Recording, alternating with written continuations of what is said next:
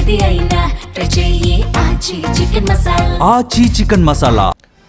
శ్రీ పరాభవ నామ సంవత్సరంలో పరాభవమే జరగని పార్టీలోకి వెళ్తానన్న జీవన్ రెడ్డి బీఆర్ఎస్లోకి వెళ్లేందుకు సిద్ధమయ్యారు. ఇవాళ జీవన్ రెడ్డిని స్వయంగా కలిసి బీఆర్ఎస్లోకి ఆహ్వానించబోతున్నారు కేటీఆర్. కాంగ్రెస్ లో తనకు గౌరవం ఇవ్వడం లేదని, తన సీనియారిటీని గుర్తించడం లేదని ఆ పార్టీకి రాజీనామా చేసిన జీవన్ రెడ్డి కారెక్కేందుకు సిద్ధమవుతున్నారు.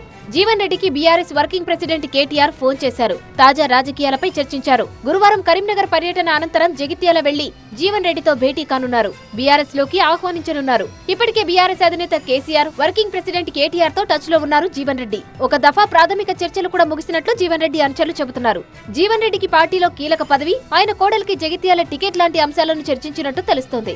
జీవన్ రెడ్డి సీనియారిటీకి తగిన పదవితో పాటు వచ్చే ఎన్నికల్లో ఆయన కోరిన వారికి ఎమ్మెల్యే టికెట్ ఇచ్చేందుకు బీఆర్ఎస్ అంగీకరించిందన్న టాక్ వినిపిస్తోంది.